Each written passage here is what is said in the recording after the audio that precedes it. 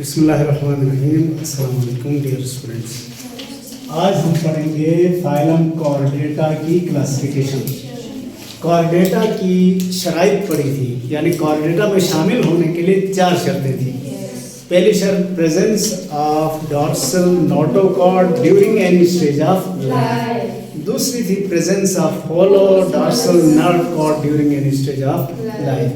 तीसरी थी presence of pharyngeal gill slits या गिल पाउचेस भी कहते हैं sometimes during any stage of life. और चौथी शर्त थी presence of post anal tail during any stage of life. जिन्होंने ये सारी शर्तें पूरी की वो कॉर्डेट हैं। अब उन कॉर्डेट की कितनी फर्दर क्लासेस हैं या उनको क्लासिफाई कैसे किया गया है उसकी एक झलक है। सबसे पहले कॉर्डेट को 2 ग्रुपों में तकसीम किया जाता है। एक ग्रुप कहलाता है एक्रेनिएटा। तलफ़ुज़ जरा समझ लें। क्रेनियम कहते हैं खोपड़ी या स्कल को। ए प्रीफिक्स है तो विदाउट। एक्रेनिएटा में क्या होगा? No cranium. क्रेनियम या खोपड़ी इनके पास मौजूद नहीं है। दूसरा ग्रुप है क्रेनिएटा।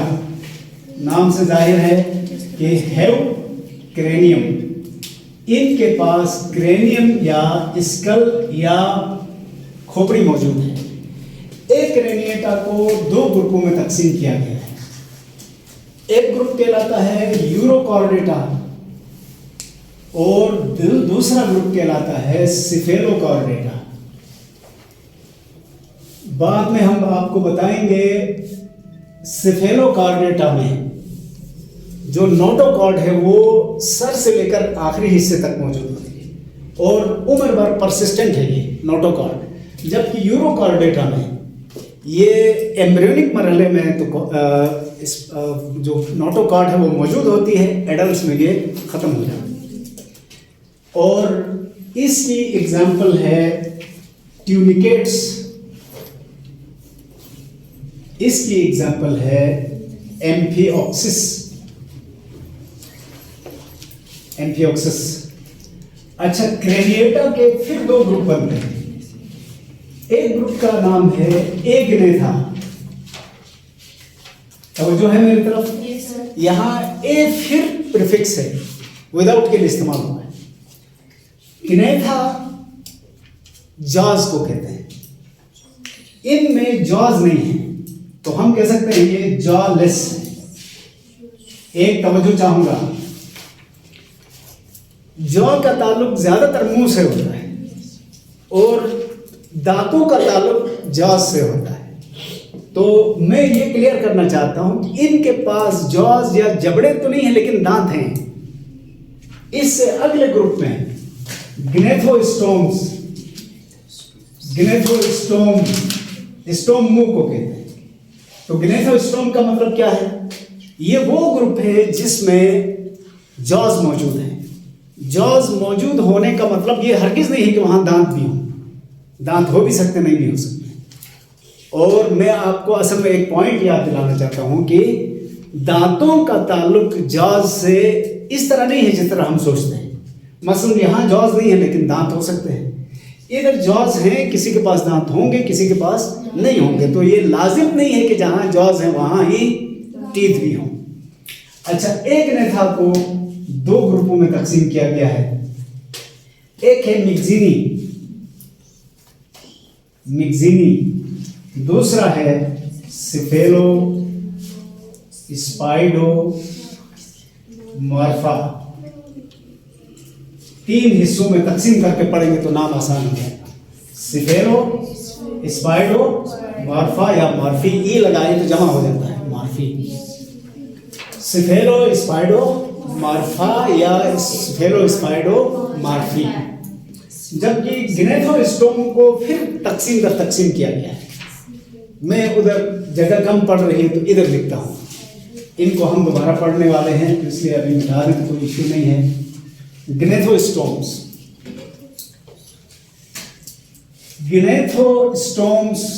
को हम 2 तरह से क्लासिफाई कर सकते हैं।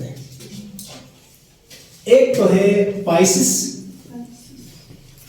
और दूसरा है टेट्रापोड्स। टेट्रापोड्स। दोनों में बुनियादी फर्क क्या है? पाइसिस में लेग्स नहीं है और टेट्रापोड में 4 टांगे हैं, टांगे मौजूद हैं।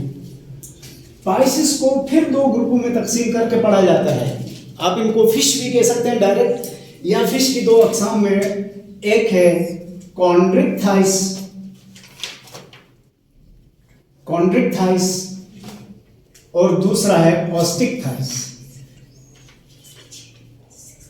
पहले ये जरा क्लियर कर लें बेटा, इक्थाइस, ICTHYES, इक्थाइस फिश को कहते हैं। तो कॉन्ड्रिक्थाइस का मतलब क्या हुआ? कार्टिलेजिनस फिशेस, यानी वो फिशेस जिनका स्केलेटन कार्टिलेज का बना है। कार्टिलेज पता है ना, हड्डी जैसा होता है लेकिन हड्डी नहीं है। और ये ऑस्टिक्थाइस हैं, बोनी फिशेस कहलाती है। इनके स्केलेटन में बोन पाया जाता है, उनके स्केलेटन में सिर्फ कार्टिलेज है, बोन नहीं है। अच्छा, टेट्रापोड में कौन कौन है? टेट्रापोड में तरतीब के लिहाज से चलें तो एम्फीबियंस हैं, इनकी 4 टांगे हैं, इसमें वेरिएशंस भी हो सकते हैं। रेप्टाइल्स हैं, इनकी भी 4 टांगे हैं, वेरिएशंस हो सकते हैं। एव्स हैं, परिंदे, ये भी 4 टांगों वाले बेसिकली हैं लेकिन वेरिएशंस के साथ हैं, अभी वेरिएशंस बताता हूं मैं आपको। और मैमल्स हैं जिनमें 4 टांगे हैं, थोड़ी बहुत वेरिएशंस भी। तो सबसे पहले एम्फीबियंस, जो पानी और खुश्की दोनों में रहते हैं। बल्कि इससे भी पहले एक नुक्ता बता दें, फिश में टांगे क्यों नहीं है? फिश मछली पानी में रहती है, पानी में टांगे काम के लिए, तो स्विमिंग के लिए उनका पूरा जिस्म इस्तेमाल होता है, इसलिए वहां टांगों की जरूरत नहीं थी। और एम्फीबियन पहला ग्रुप है जो पानी से बाहर आया, और खुश्की में टांगों की जरूरत थी, इसलिए इनमें टांगे डेवलप हुई और 4 टांगे बनी। टेट्रापोड इसीलिए कहा जाता है इनको। 4 टांगों वाला ये कंसेप्ट इनके लिए बहुत मुफीद साबित हुआ, लेकिन कुछ ने इसको रिजेक्ट किया। जैसे इसी एम्फीबियन का एक ग्रुप है सिसिलियंस, सांप की तरह है, इसमें टांगे नहीं, तो विद वेरिएशन का मतलब ये है। इसी तरह रेप्टाइल्स हैं, इसमें भी 4 टांगे हैं। रेप्टाइल में आपके ये जो टर्टल्स आते हैं, लिजर्ड्स आते हैं, स्नेक्स आते हैं, सब में 4-4 टांगे हैं। सिर्फ स्नेक्स का ग्रुप है जिसमें फिर टांगे नहीं हैं, तो ये वेरिएशंस हैं। इसी तरह परिंदों में देखिए, परिंदों में भी 4 टांगे थी, लेकिन इवोल्यूशनरी प्रोसेस में उन्होंने अपनी अगली 2 टांगों को विंग्स में तब्दील किया, पिछली 2 टांगे मेंटेन रखी, तो वेरिएशन ये आ गई। लेकिन याद रखना, विंग्स भी इनके चलने में मदद करते हैं ना, लेकिन जो चाल है हम उसको फ्लाइट कहते हैं। लैंड पर हो तो टांगों की मदद से चलेंगे, और हवा में हो तो विंग्स की मदद से चलेंगे। चलने में वो चारों अब भी मददगार है। इसी तरह मैमल्स में 4 टांगे हैं, लेकिन मैमल में इंसान वाहिद मखलूक है जो बाइपीडल लोकोमोशन रखता है। तो इसने क्या किया, अपनी 2 अगली टांगों को खाने पीने और डिफेंस ऑफेंस के लिए इस्तेमाल किया, मॉडिफाई किया, यूज ऑफ फंक्शन डिफरेंट हुआ, स्ट्रक्चर में कोई फर्क नहीं है। 2 टांगों पर खड़ा होकर बैलेंस कायम कर सका, तो अब 2 टांगों से चल सकता है आराम से। तो यहाँ भी वेरिएशंस हैं। यानी आप यूं जहन में रखें कि जिनको हम पाइसिस कहते हैं वहाँ लेग्स का कंसेप्ट ही नहीं है, लेकिन टेट्रापोड्स में लेग्स हैं विद फ्यू मॉडिफिकेशंस। कहीं पर उनका इस्तेमाल अलग है, कहीं डिजनरेट होकर ख़त्म हो गई हैं, कहीं मॉडिफाई होकर किसी और शक्ल में तब्दील हो गई, लेकिन किसी न किसी सूरत मौजूद हैं। अब यहाँ से आगे हमने इन सब को पढ़ना है कॉर्डेटा में। तो आपने महसूस किया होगा, हमने कॉर्डेटा समेत 10 फाइल पढ़ने की कोशिश की है। इसमें से सबसे ज़्यादा जो डिटेल डिस्कशन है कॉर्डेटा ही की है, बाकी फाइला को हमने जस्ट टच किया है, ठीक है, बहुत मुख्तसर। तो हम शुरू करते हैं सबसे पहले एक रेनिएटा से। एक रेनिएटा में यूरोकॉर्डेटा है। पहले यूरोकॉर्डेटा,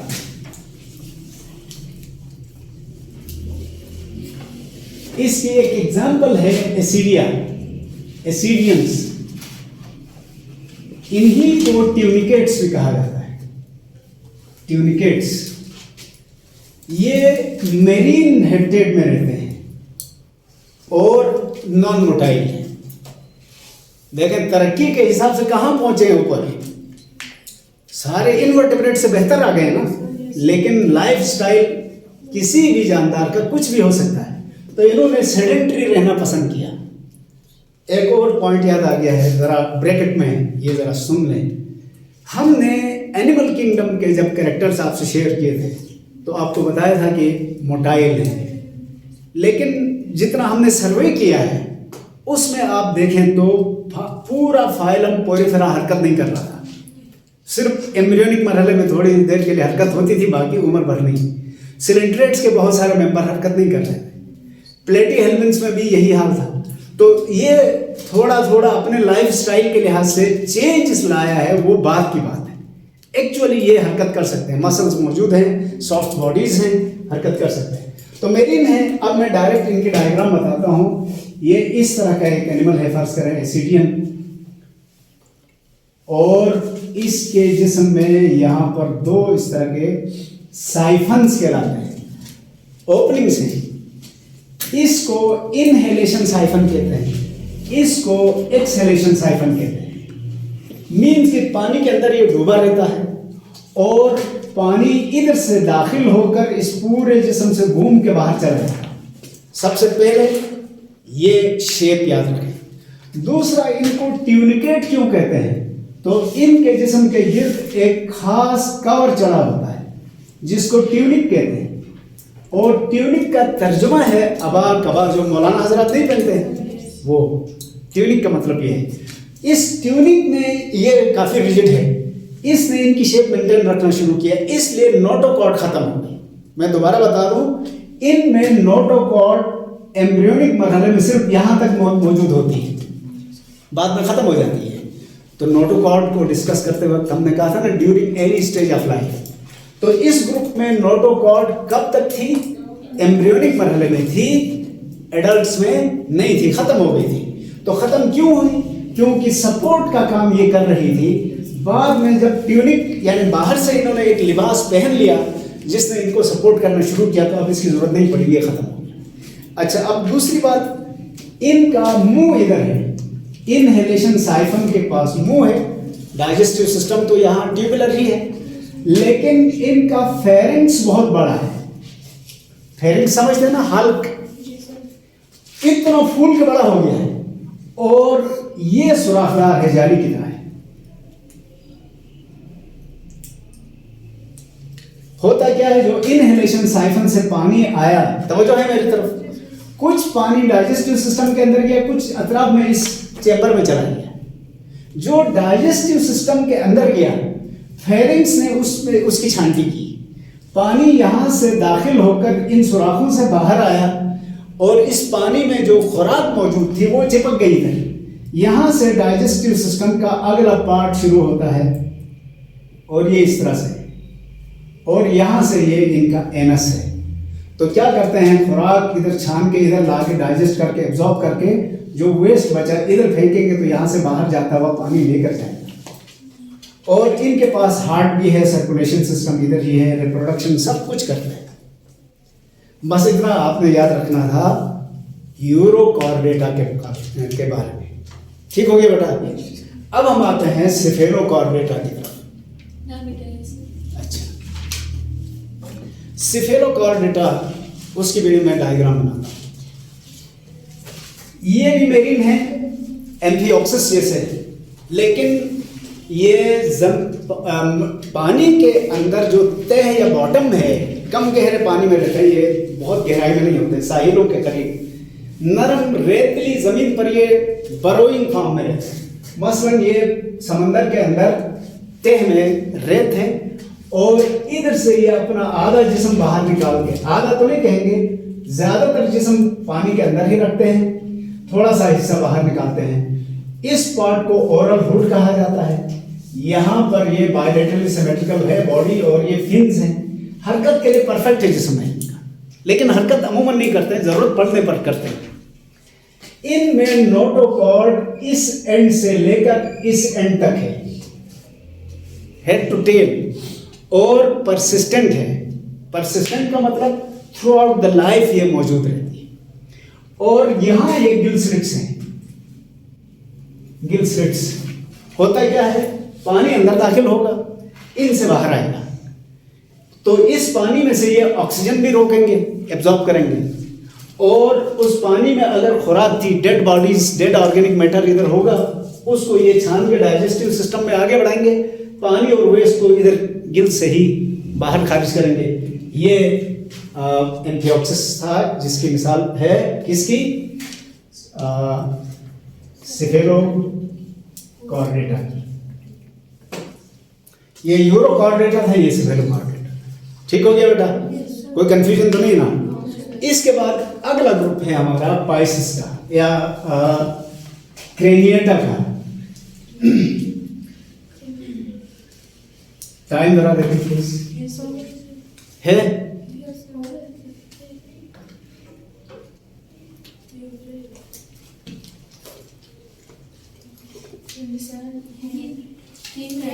अच्छा, 3 मिनट में दो तीन बातें हमारे डिस्कस हो सकती हैं। क्रेनिएटा, तवज्जो, क्रेनिएटा में हमने कहा क्रेनियम है। क्रेनियम का मतलब है खोपड़ी। खोपड़ी में क्या होता है, ब्रेन है, यानी इनका दिमाग पहले वाले ग्रुपों के मुकाबले में बड़ा, और इसकी हिफाजत के लिए क्रेनियम डेवलप की गई। और इस क्रेनिएटा के अंदर जो जानदार थे उसको हमने शुरू में किस में तकसीम किया, एग ने था जिसमें जॉ नहीं था, तो जॉलेस फिशेस कह सकते हैं आप इसको। एक है इसमें मिक्सिनी, और दूसरे का नाम क्या बताया था, सिफेलो स्पाइडोमॉर्फी, यही कहा था ना। इनकी मिसालें मिला के डिस्कशन है, तो हम भी मिला के डिस्कशन करते हैं। एग्जाम्पल है हार्ड फिशेस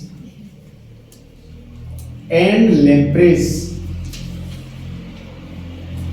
जुल्म और बर्बरियत की अगर कोई मिसाल है तो ये है, हालांकि एडवांस नहीं है तरक्की के लिहाज से, लेकिन इनका जिस्म सबसे पहले देखें, दोनों में सेम है, मामूली फर्क है। बॉडी ईल लाइक, ईल नाम सुना है ना, सांप जैसी मछली होती है, तो इनका जिस्म सांप की तरह है। और इधर आमतौर पर टर्मिनल माउथ नहीं है, मुंह निचली साइड पर है, गोल सा मुंह है, वेंट्रल सक्टोरियल माउथ। सक्टोरियल माउथ का मतलब क्या है, मुंह गोल है, गोल होने की वजह से इनको साइक्लोस्टोम भी कहते हैं। और सक्टोरियल इसलिए कहते हैं कि ये चीज़ों को सक कर सकते हैं, बॉडी फ्लूइड्स को अपने होस्ट के। मुंह आगे भी हो सकता है, बाहर अगर हम देखें इनके, तो मसलन एक और ईल नुमा फिश ये है, इसका ये मुंह है, और इस मुंह में कई दांत होते हैं। आमतौर पर 2 लाइंस में दांत होते हैं। इन दांतों की मदद से ये होस्ट के साथ चिमट जाते हैं। इनका होस्ट बड़ी मछलियां हैं, और इनमें से कुछ बड़ी मछलियों के मुंह में घुस के अंदर से सब कुछ खा के दूसरी तरफ निकल जाते हैं। यानी सिर्फ इतनी तेजी से खाते हैं ये कि यूं समझो मछली का जो छिलका नहीं है सिर्फ वो बचता है, हड्डियां तक खा जाते हैं। इसी तरह ये दूसरे साइड से अटैच होते हैं, एक दफा अटैच हो गए तो फिर इनसे जान छुड़ाना मुश्किल है, सुराख करके बॉडी की दूसरी तरफ निकल जाएंगे। ये पैरासाइट्स हैं, और इसीलिए मछलियों के ये बहुत ज़्यादा दुश्मन समझे जाते हैं। इनका स्केलेटन कार्टिलेज का है, स्टमक इनका नहीं होता है, इसीलिए इनको खा के खुराक स्टोर नहीं कर सकते, तो लगातार खाना पड़ता है, यानी जब भूख लगे तब खाना पड़ता है। और इसीलिए समंदर में रहते हैं, तो इनके लिए खुराक का भी कोई बड़ा इशू नहीं होता है। गिल्स इनके साइड पे होते हैं इस तरह से कट्स की शक्ल में। इनमें से एक ग्रुप में कुछ ये फिन्स होते हैं, अदरवाइज ये फिन्स के बगैर भी। तो ये थे जी एक ने था जिनका जिक्र हमने किया। ये सेक्सुअल रिप्रोडक्शन करते हैं, फर्टिलाइजेशन इंटरनल होती है, और कुछ हैं जिसमें एक्सटर्नल फर्टिलाइजेशन भी है। तो इसके बाद हमारे पास अब बचे हैं ट्रू सेंस में जो फिशेस हैं, वो एम्फीबियन, रेप्टाइल, बर्ड्स वगैरह, और इनको हम बुक से थोड़ा सा ज़्यादा डिस्कस करेंगे ताकि हमें एक जनरल आइडिया हो जाए कि अगर हमारे सामने कोई मछली वगैरह रख दी जाए तो पहचान कैसे करें हम कि ये कार्टिलेजनस है और ये बोनी है। तो ये मैं आपको कल बताऊंगा इंशाल्लाह। फिर हम देखेंगे, आप खुद पहचान सकेंगे कि कौन सी मछलियाँ कार्टिलेजनस है, कौन सी बोनी है। ठीक हो गया?